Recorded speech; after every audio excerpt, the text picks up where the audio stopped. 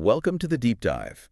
We are here today to take a really chaotic, universal human experience, that feeling of just being completely overwhelmed by fury, and try to break it down piece by piece. Yeah, today we're diving deep into anger. It feels like the most potent and maybe the least understood of our basic emotions, doesn't it? Everyone feels it, sure, but how many of us really get the mechanics behind it? That's exactly it. And that's our mission today, really. We all know the feeling, right? The blood rushing, the sudden heat, that just consuming rage when something feels totally unfair. Oh, yeah. Stuck in traffic, some disrespectful comment from a colleague, or, those online arguments that just explode. Exactly. It often feels like this internal threat, something we've got to stamp out or push down. But our sources today, they give us this incredible roadmap to the emotion. Yeah. We're looking at everything. It's deep evolutionary roots, the cutting-edge neuroscience of what happens in your brain during rage. And the psychological theories, too, including that big debate about venting, does it actually work? Plus, practical, proven strategies for managing it when it gets destructive. So the goal here is pretty ambitious, I think. We want to move past that simple idea that anger is just bad, that it's something to get rid of. Right. We're hunting for the wisdom in it. Can we actually turn that internal threat signal from an enemy into like an internal GPS? Something that guides us, shows us where a boundary's been crossed or a need isn't being met. Okay, so to do that, we need to start with, a non-judgmental perspective. Absolutely. Anger is normal. It's necessary, even healthy sometimes. It's one of those fundamental emotions. You see it in babies, as young as 6 months old. 6 months, wow. Yeah. Fundamentally, it's just carrying a message. Something feels upsetting or unjust or maybe threatening to your status, your safety, your resources, something like that. So the problem isn't the feeling itself. No, the problem only really starts when how you express that anger becomes chronic or way out of proportion, or when it actually harms you or someone else. That's when it crosses the line, becomes a pattern that needs managing. Okay, so if the emotion is the messenger, let's start with how that message gets delivered, that immediate physical feeling. What is actually happening in our bodies when that red mist comes down? Yes. Well, that's the body's ancient survival kit kicking in, an engine that hasn't really changed much since our distant ancestors were dealing with very different threats. Fight or flight. Exactly. It's the full, immediate activation of the sympathetic nervous system, the fight-or-flight response, getting you ready for intense, immediate action. And what does that look like physically? How does it show up? The list is long, but it all serves one purpose. Yeah. Mobilizing energy. You get this massive spike in energy levels right away. Okay. Then your blood pressure, your heart rate, they shoot up. Your muscles get tense, shoulders hunch, jaw clenches. Maybe you curl your fists without even noticing. You feel hot too, right? Yeah, you literally feel hot. Blood flow gets shunted away from your organs and out to your limbs, getting you ready to, run or fight. Makes sense. What about the chemicals, the hormones involved in that surge? Oh, the hormonal flood is key. You've got adrenaline, that's epinephrine, and norepinephrine just pouring into your system. Adrenaline for energy? Right. It boosts your heart output, raises blood sugar for fuel, and noradrenaline. That increases alertness, arousal, makes you hyper aware of the threat. So they sharpen your focus, but maybe narrow it too. Exactly. They sharpen focus on the immediate issue, but inhibit non-essential stuff, including some complex thinking. Meanwhile, you get those outward signs. The scowl, the frown, maybe rapid, shallow breathing. It's all part of this internal mobilization. It sounds incredibly raw, primitive even. Which brings us straight to the evolutionary point.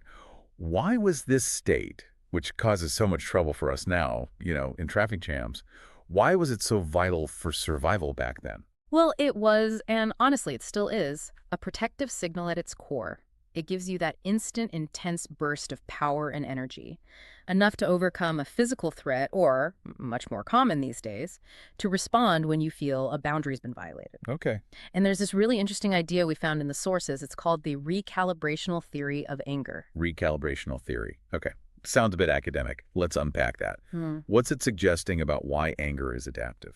Okay, so it argues that anger evolved specifically because it helps restore a more acceptable welfare trade-off ratio. Welfare trade-off ratio? Yeah, basically humans are constantly, often subconsciously, weighing how much we're willing to sacrifice our own well-being for someone else, for a relationship. Okay, like a cost-benefit analysis in relationships. Sort of. And if you perceive that someone else is consistently putting their well-being way ahead of yours, taking advantage, being disrespectful, maybe cheating that imbalance, that triggers anger.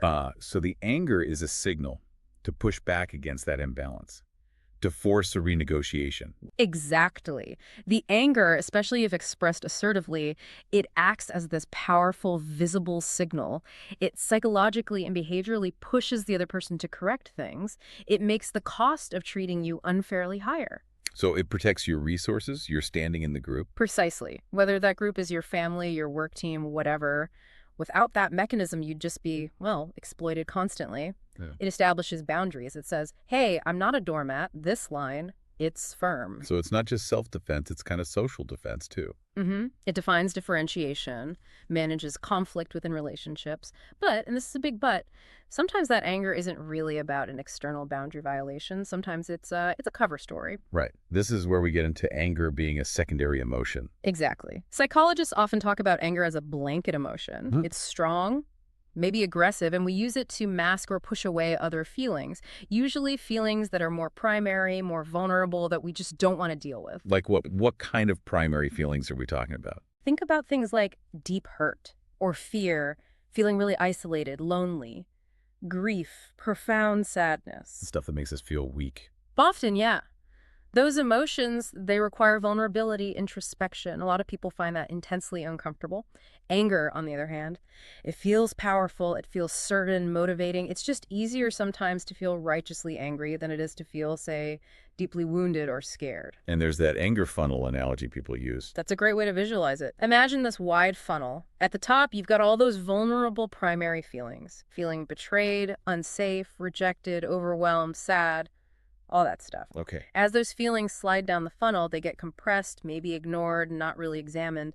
And by the time they shoot up the narrow bottom, they come out as this single, often loud, aggressive emotion, anger. So the energy of anger pushes away the helplessness of the other feeling. Exactly. It displaces it. And recognizing that your fury might actually be pointing to some underlying hurt, that's like the first huge step towards real emotional intelligence, towards self-compassion even. That's a really powerful transition point. Because if anger feels so consuming, so powerful, we need to understand what's really driving the reaction, which takes us right into the command center, the brain.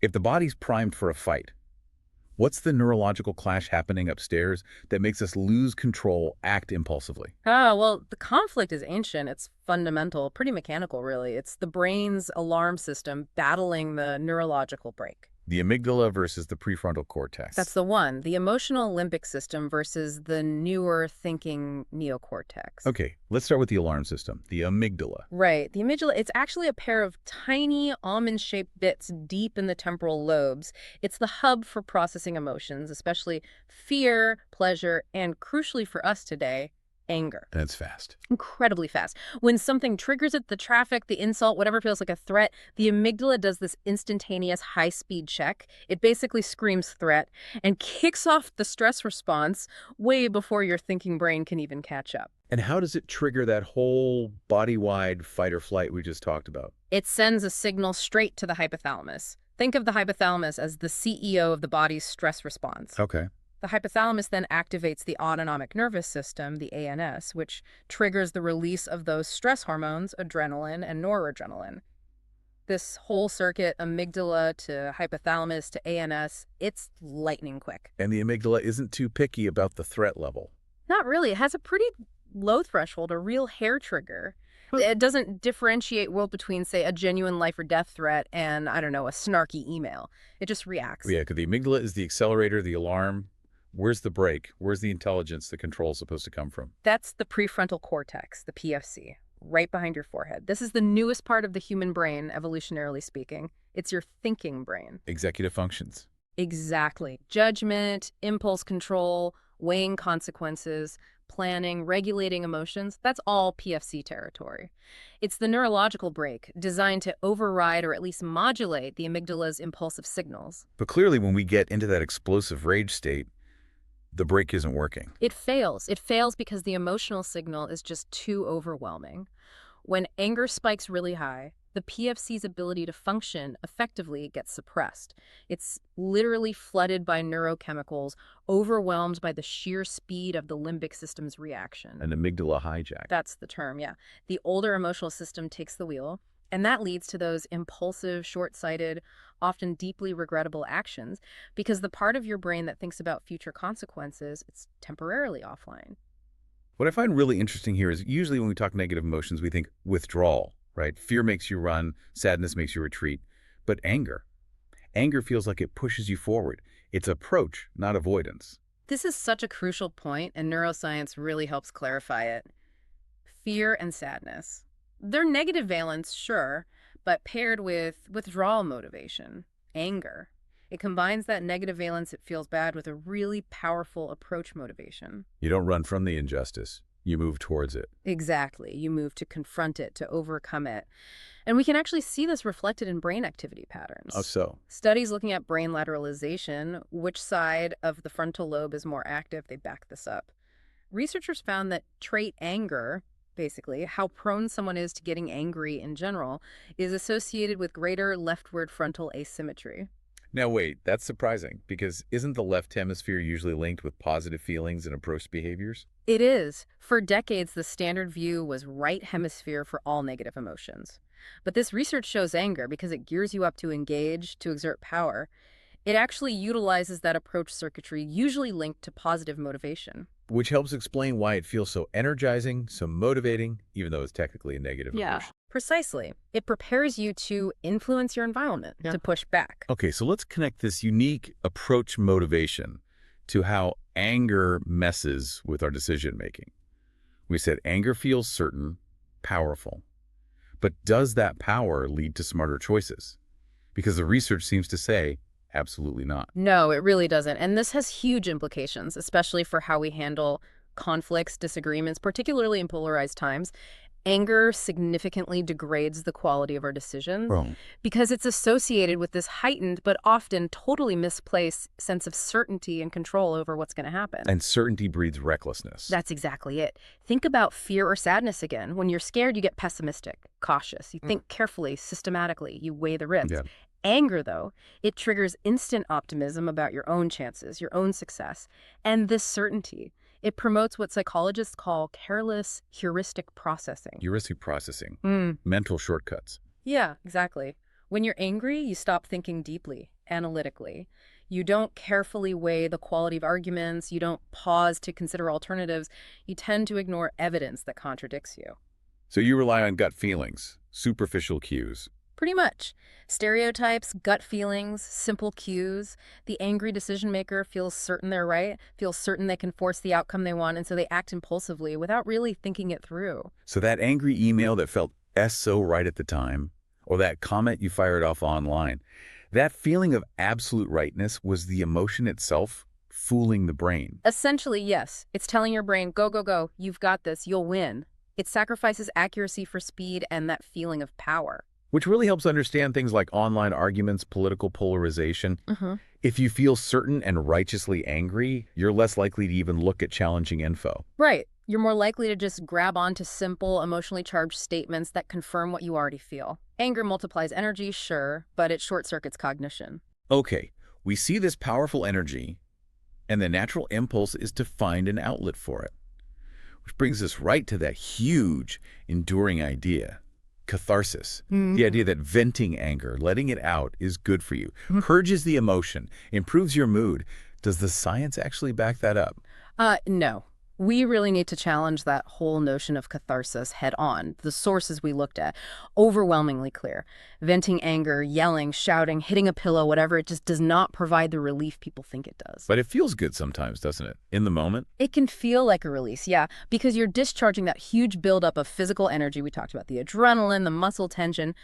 But the problem is what happens psychologically. Which is? You're basically practicing the very behavior you want to stop. By yelling or acting aggressively, you're teaching your brain, when frustrated, explode. You're reinforcing those neural pathways. It actually makes you more likely to react that way next time. It lowers the bar for aggression. So it's like feeding the fire, not putting it out. Exactly. It becomes a self-reinforcing, often maladaptive habit. Plus, the research specifically points out the danger of rumination. Constantly replaying the grievance. Yeah, just going over it again and again in your head, maybe complaining about it endlessly to friends. That doesn't drain the anger at all. It actually increases both the anger and the likelihood of future aggression. You're just adding fuel. Wow. And what was that surprising finding about doing nothing? Right. Some studies actually found that simply doing nothing, just waiting, distracting yourself, doing something neutral, was significantly more effective at reducing anger in the long run than aggressive venting was. So the consensus isn't vent or suppress.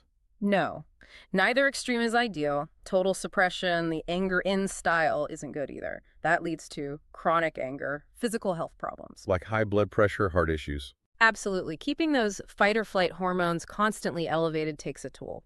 So the real goal of modern anger management isn't getting rid of the feeling or stuffing it down. It's about understanding the message behind the anger and then learning to express it assertively, healthily, without losing control or hurting anyone. Regulation, not elimination. Okay, let's pivot then to what happens when that regulation system really breaks down. When the rage becomes disproportionate, causes real harm. We should probably start with displaced anger, because that seems incredibly common. It is very common. Displaced anger or displaced aggression, it's a classic, almost unconscious coping mechanism.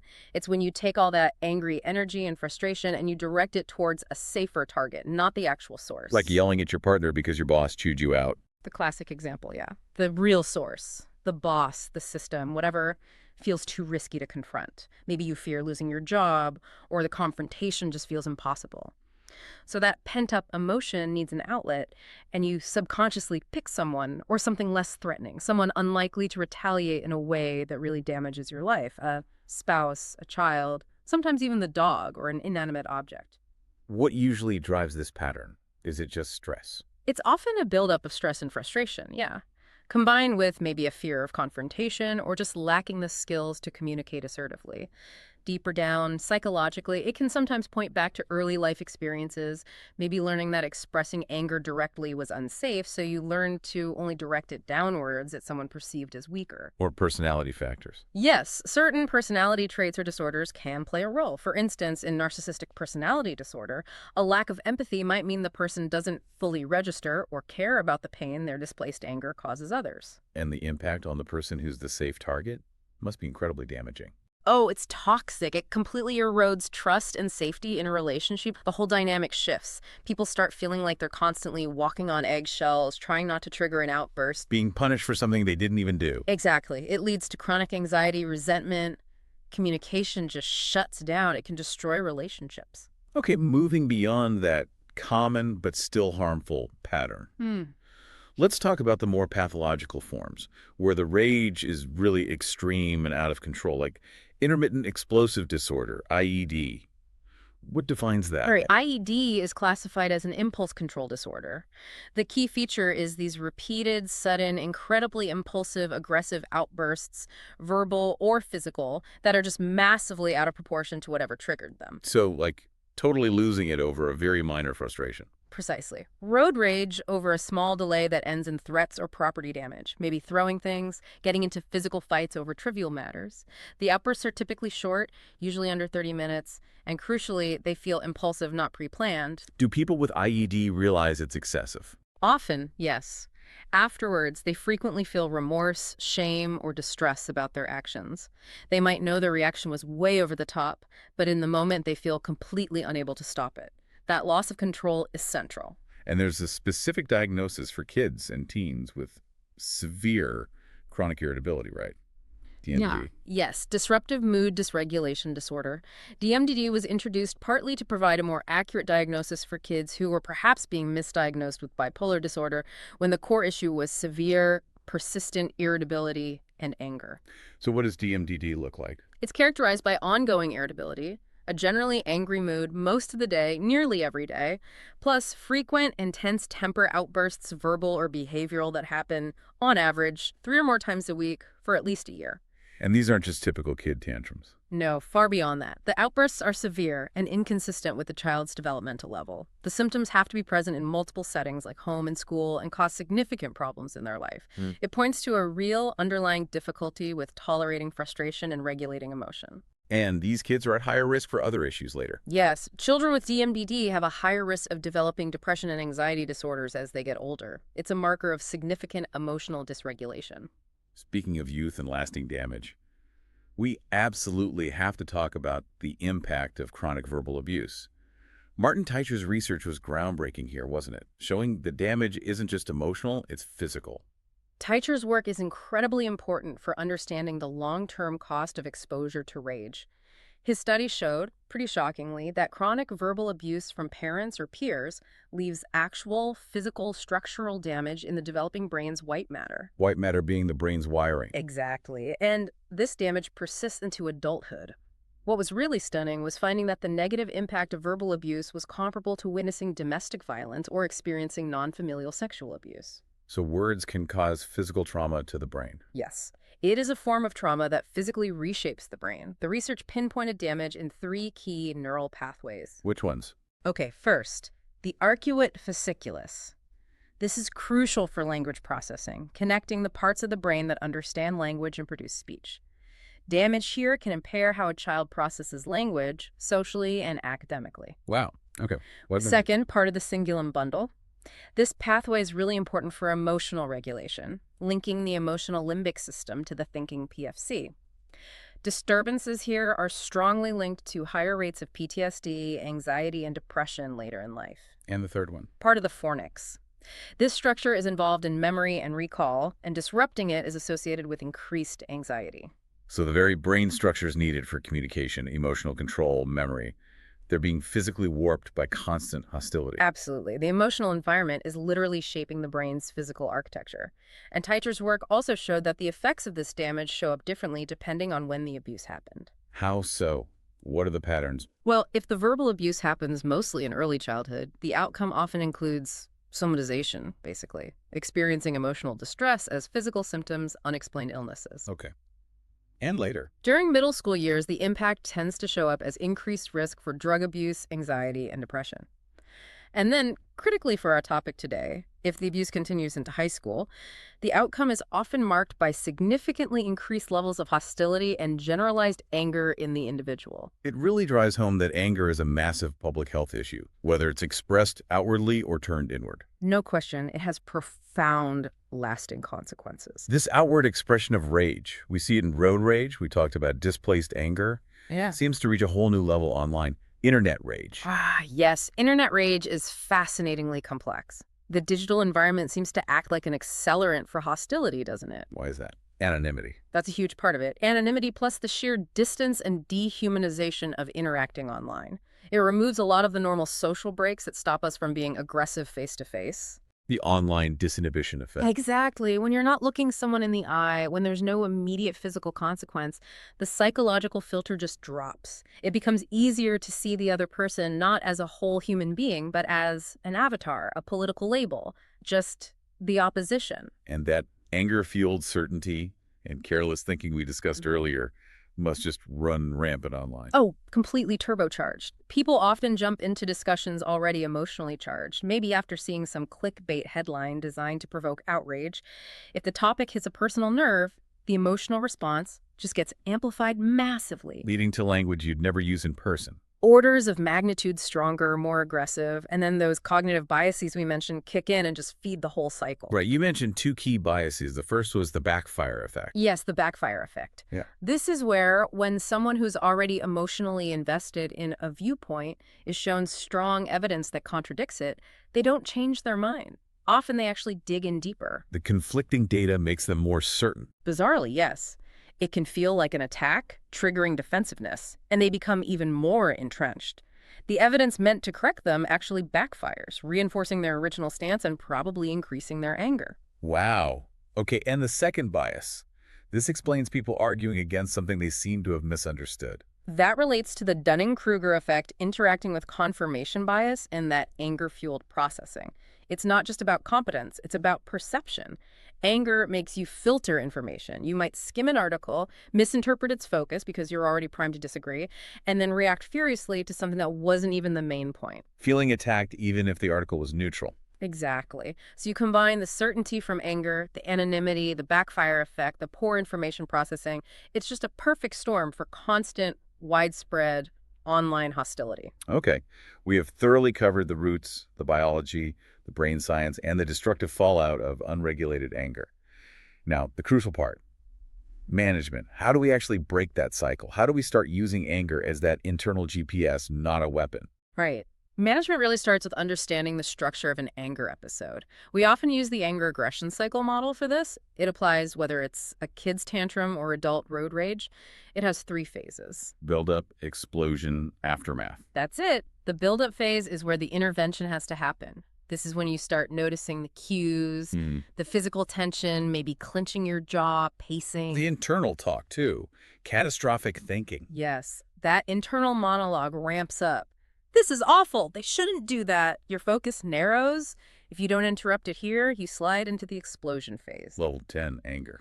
Loss of control. Right. Verbal or physical aggression. Yelling, throwing things, saying regrettable stuff. And then inevitably comes the aftermath phase. Guilt, shame, consequences. Exactly. Broken relationships, job problems, legal issues, maybe guilt, shame. So the whole point of management is to build effective barriers during that build-up phase before you hit the explosion. How do we start building those barriers? The foundation seems to be cognitive restructuring, changing the thoughts. It really is. Cognitive restructuring is the cornerstone of cognitive behavioral therapy, CBT, for anger. It's all about challenging those unhelpful, distorted thought patterns that fuel the fire. Remember how anger makes you feel certain and think carelessly? Yeah. We need to deliberately inject some doubt, challenge that narrative. What specific unhelpful thinking styles should we be looking out for? Several common ones. Catastrophic thinking. This is the absolute worst thing ever. Black and white thinking. Seeing everything as only good or bad, right or wrong, no gray areas. Mind reading. Assuming you know someone's negative intentions. They did that just to annoy me. Exactly. And also the constant use of should statements. They should know better. This shouldn't happen. These rigid demands on reality just breed frustration. And the language itself matters, right? That always, never talk. Hugely damaging. Using absolute words like, this is the worst day, or they always let me down. It just amplifies everything. It removes perspective, makes solutions seem impossible, which ramps up the feeling of helplessness and the rage. So restructuring means catching those thoughts and swapping them out. Yes. Replacing those hot, exaggerated thoughts with cooler, more balanced, realistic ones. Like, instead of they're deliberately trying to ruin my day, maybe try, okay, this is really frustrating, but it's probably not personal. Maybe they're stressed too. This will pass. One technique mentioned in the sources that sounded really powerful was memory updating. How does that help with anger tied to past hurts? Memory updating is interesting. It's a specific strategy aimed at loosening the emotional grip of old, angry memories. It's not about forgetting what happened, but about actively reframing the meaning of that past event. How do you reframe it? You consciously work to attach a different, maybe even positive outcome or learning to it. So if someone's holding on to intense anger about a past betrayal, instead of just reliving the pain, memory updating encourages focusing on what was gained from it. Like resilience. Or learning to spot red flags. Exactly. Or gaining clarity on your own boundaries. Or maybe realizing that closing that painful door actually opened up a better path later on. By consciously injecting new, more constructive meaning, you weaken the memory's power to trigger that angry fight or flight response over and over again in the present. You turn old wounds into functional wisdom, essentially. Okay, that's the cognitive side. Let's move to the behavioral toolkit. What do we do when that build-up phase starts and we need to stop the physical momentum right now? The number one immediate crucial tool is the timeout. But, and this is key, it has to be a pre-planned agreement, not just storming off. So you agree on it beforehand with partners, family? Yes. You agree that when anger starts climbing, say, to a 6 or 7 out of 10, one or both people will disengage completely, step away, go to different rooms, whatever it takes to let the physiological arousal cool down. But you have to promise to come back. Right. No. Otherwise, it just feels like avoidance. Absolutely critical. It can't be used as punishment or a way to just shut down the conversation forever. The agreement includes returning to the discussion calmly after a set period, maybe 20 or 30 minutes. You state it assertively. Look, I'm feeling too overwhelmed to talk constructively right now. I need 20 minutes to cool off, and I promise I'll come back then and we can talk. It's about preventing level 10. And during that time out, you need ways to actively calm the body down. Reverse the fight or flight. Right. This is where relaxation techniques are vital. They engage the parasympathetic nervous system, the rest and digest system, the simplest, most powerful one, deep breathing. Slow, deep breaths. Yeah, diaphragmatic breathing. Slow inhale through the nose, feeling your belly rise, maybe count to 4, hold for a couple of counts, then a long, slow exhale through pursed lips, maybe count to 6 or 8. Mentally saying relax on the exhale helps too.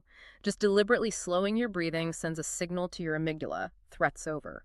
What about progressive muscular relaxation? That sounds more involved. It is, but it's very effective. You systematically tense, then release different muscle groups. Maybe start with your toes, tense them hard for 5 seconds, then release completely. Work your way up your body caps, thighs, fists, shoulders, face. It makes you hyper aware of where you're holding tension, which is often an early anger cue, and then consciously lets it go. Meditation, mindfulness too. Definitely. Regular practice builds overall self-awareness and the ability to observe your thoughts and feelings without instantly reacting. They build the muscle of emotional regulation over time. Okay, sometimes chronic anger isn't just about reacting badly. It's because there's a real persistent problem that feels overwhelming, making us feel powerless. So problem-solving skills are important too. Hugely important. It's a very effective way to channel that frustration constructively. Instead of just raging about the symptom, like always being stressed about money, you tackle the underlying problem, and it needs to be structured. What does that structure look like? First, define the problem specifically. No vague complaints like, I hate my job. Get specific. My commute is too long, and my workload feels unmanageable. Okay, then what? Second, brainstorm solutions. Generate as many ideas as possible, even silly ones. Don't filter yet. Just get options down on paper, maybe for the commute. Move closer, negotiate remote work days, change jobs, listen to audiobooks. Quantity over quality at this stage. Exactly. Third, evaluate and select. Now you look at your list, weigh the pros and cons of the most realistic options, and choose 1 or 2 to try. And finally, act. Fourth, implement and review.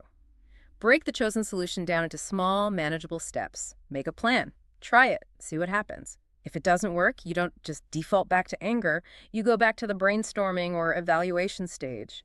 It replaces helpless rage with proactive planning. It forces the PFC, the thinking brain, back online. Precisely. It counteracts that impulsive, careless thinking anger promotes. It's a massive behavioral shift. Well, let's not forget the simplest outlet for all that fight or flight energy, just moving your body. Oh yeah, exercise and distraction are invaluable. That adrenaline surge is literally energy begging to be used.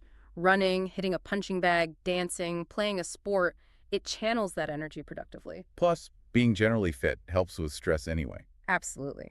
Better physical health improves emotional resilience.